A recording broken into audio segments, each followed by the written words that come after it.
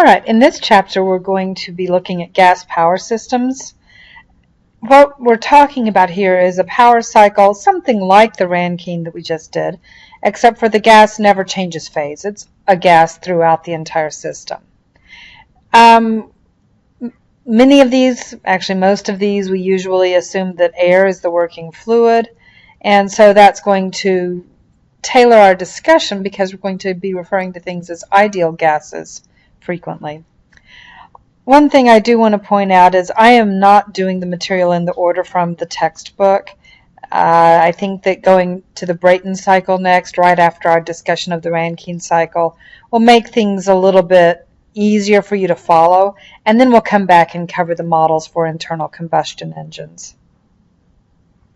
So, first we need to talk about some standard assumptions. AirStandard is going to be sort of a set of assumptions that we use whenever we talk about gas power cycles. So we're going to be talking about car engines, jet engines, and some other gas power cycles that can be analyzed, really assuming that you only have gases, no liquids.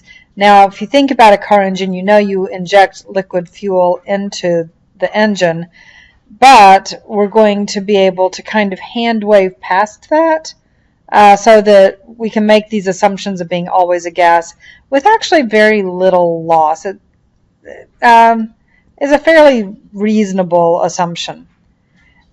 The combustion that takes that liquid and turns it into combustion products and provides heat is a little complicated to analyze, so if we're going to already have to kind of wave our hands on that, we may as well just say it's all gas. We're going to just treat the reaction, that combustion process, as if it was a heat transfer into the system and not worry too much about the fine points of how it happens. In some future courses, you may have some options of studying exactly how this happens a little bit more closely. Now, the basic set of assumptions we're going to make are called the AirStandard assumptions. And the first one of these is that the working fluid is an ideal gas, and usually with the properties of air. We will occasionally work a problem not with air so that you understand, where that assumption of air comes in and what would change if you have a different fluid. But realistically, we live on the earth, we're mostly concerned with air. We're also going to treat these as if all the processes are internally reversible. If they're not internally reversible, we are going to correct for that using something like those process efficiencies. Next, we always have a combustion phase in these. And whenever we see combustion happening, we're just going to replace that with saying, I have heat transfer coming from the surroundings. I'm not worried about the details of how exactly that combustion took place. I also, if I have combustion, I create these combustion products that we'll talk about later in the course. I have to get rid of those and bring in fresh air and fresh fuel. And so I'm just going to take that entire exhaust and intake process and replace it as if it were simply heat transfer to the surroundings. For the purpose of thermodynamics, that's adequate. Now, sometimes I will solve a problem and I'll say, let's look at it using cold air standards. Cold air standards assume all of these things, plus that specific heats are constant. So the C sub P and C sub V are constant. Now, whenever I do this, think about it. I'm bringing in fresh air from the outside on the order of 20 degrees C, and then I'm got a combustion process taking it up to 1,000 or more C. And I'm saying that through that entire process, C sub P doesn't change. Okay, now frankly, that's ludicrous. Of course it changes. However, a lot of times I'm doing this so I can do rough calculations to get a sense of a very simple way of comparing, say, two car engines, or having a basic idea of how the process is going to work. And then if I needed the finer calculations, I'm going to go to further analysis techniques using various sort of finite element methods, other kinds of more complicated mathematical tools that will allow me to do the true analysis of these combustion processes. So sometimes we'll do AirStandard, Occasionally we'll do cold air standard. Anytime I say cold air standard, it's kind of like saying that I'm doing just a rough estimate. Okay? And sometimes that's all I need out of a problem. Now when I do the air standard, I really would like to use the tables that are on page 927 or 977, depending on whether you want English or SI units.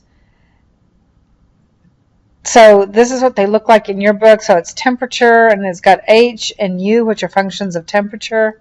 And then it has S naught, which is the temperature sensitive portion of the entropy.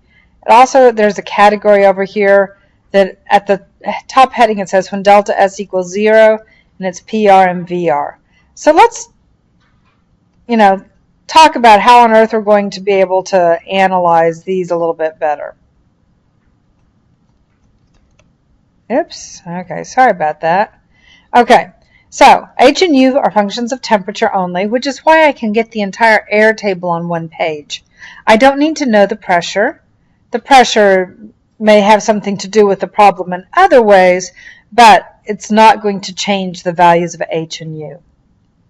I'm going to just read them right off the table, interpolate where necessary, but it's temperature only. Now, entropy, S, is a function of temperature and pressure. Our tables only show the temperature portion. And that's because this was the part that would have been requiring us to integrate Cp over T with respect to temperature, and that's complicated when I look at how it varies with temperature. So this is essentially the integration from some base temperature to the temperature of interest. And so I can subtract those S values there, and that gives me the temperature-dependent portion of delta S. If I want to know what happens with the pressure change, I subtract off R ln of P2 over P1. Now in this case for air, that's going to be 0.287 kilopascal times meters cubed per kilogram Kelvin, or kilojoules per kilogram Kelvin. So in our standard SI units, this is the formula that I would use.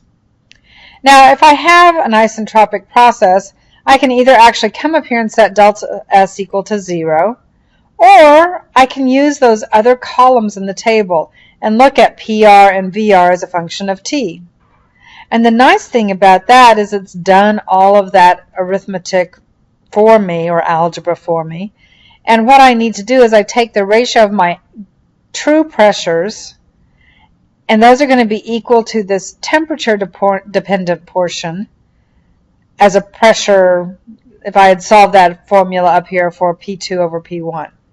So it's like taking my delta S, subtract off S2 naught minus S1 naught. Delta S is equal to 0 in this case, so it's going to be S1 naught minus S2 naught, divide by the 0.287, take the exponential of both sides. They did all that math for us, and that's what they came up with. So I can read PR2 and PR1 off the table from my temperatures, and then use that with my ratio of pressures to come up with final values of pressure. Or use, if I know both pressures, use that maybe to find PR2, which, since it's a function of temperature, would allow me to calculate the temperature. Similarly, I can do this with volume. Volume was what shows up if you use the volume version of delta S definitions. And doing all that integration, they've done it for us. The true specific volumes is equal to the ratio of these relative volumes, read from the table, function of temperature only. Now, if I want to do the cold air standard, we also have specific heats of our air for various temperatures in your book. Some books only have for a single temperature, in which case you use what you've got. But here, if I know that the temperature is going to range from 300 to 500 Kelvin, then I can maybe choose the 400 Kelvin and use C sub P for those. Okay, so you'll need to choose an appropriate approximate value of C sub P or C sub V. But if you look at this real closely, it's really not changing that much. it really, for the most part, doesn't change until the third decimal, or the second decimal, but the third significant figure. And so the error induced by using a constant value, sure, it may be 10%, but if I'm doing a rough calculation, that's okay. I can improve it by choosing an appropriate temperature for the C sub B. So, maybe 700 is the mid-range temperature. Use a good value here, do the calculations. You're not hoping for a lot when you do cold air standard anyway. So I'm going to pause the video here. We'll come back and look at the Brayton cycle.